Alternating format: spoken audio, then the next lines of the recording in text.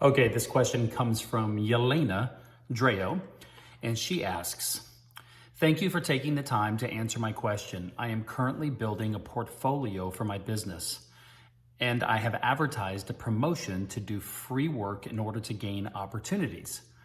I am very pleased to say that I have received a ton of feedback, but it was much more than I was expecting. People are obviously inclined to this offer because it is free, and I am wondering how I should go about this situation. One, I noticed that many people are interested in making larger websites. Is it a good idea to offer, for example, a 1 to 3 page website for free and then ask that they pay a small fee for any additional pages? Or should I do the free work for the sake of my portfolio? Number two, I am planning to offer web hosting on my own server. Should I offer this service to these people straight away for a monthly fee or wait a small amount of time, then come back and try to sell them later? And then three, I want to target a specific niche market. When doing work for my portfolio, should I only complete projects that portray the brand I am trying to build or take on all work to show that I can be versatile? I'm looking forward to hearing back. Thank you, Helena. Okay, lots going on with this question. So the first thing is great job. Always good to just start trying and seeing what's gonna happen. Number two, what is the lesson that you learned in this exercise?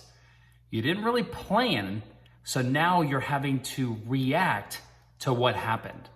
It would have been really good of you to ask us for assistance and say, mentors, Shawn, I'm thinking about doing a promotion because I'm brand new in my business and I want to get some new people into my portfolio. And I'm thinking about offering some free work for people to get them for my portfolio. What are some things I should take into consideration when doing this? Because myself and other mentors would have been able to give you advice to prevent what has happened to you in trying to scramble to figure out what to do. So next time, ask questions before you make decisions so that we can help you in the process. It'll make your life easier and hopefully help you make some additional income. Now, I don't like to do things for free.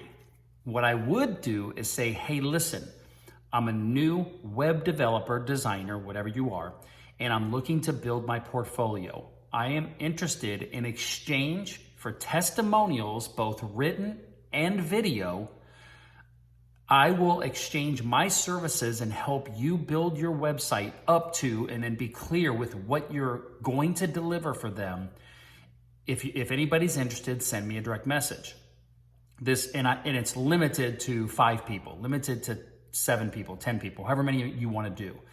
This sets the tone that you're not just doing work for free, that there is an exchange of value happening here, because you don't want to do something for somebody for free and then not get anything out of it, right? You want to at least be able to use it as a testimonial and then have them say how great it was working with you, and then be a video or written testimonial, right?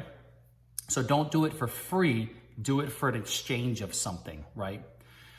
Then during the process, you could have some sales scripts together that says, hey, listen, during this process, I'm going to provide my services for you, but I also want to find out who you host with, how big of a website do you need? Are you interested in including in the scope of work maybe some additional services that I do, and I'll discount them for you. So at least you have that kind of planned out, okay? So number one, your first question was, people are interested in a 1 to 3 page website for free.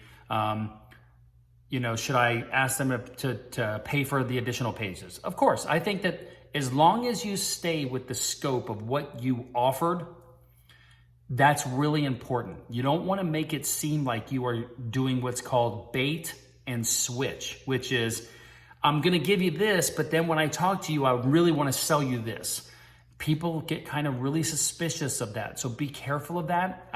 For me, if you put it out there that you were going to do it for free, I would just not even try to solicit them initially.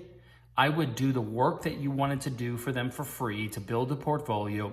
And then afterwards say, hey, did you like the service? Yes.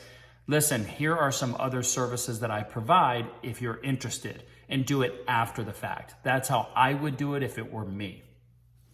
I don't like anybody to think I'm trying to bait and switch them.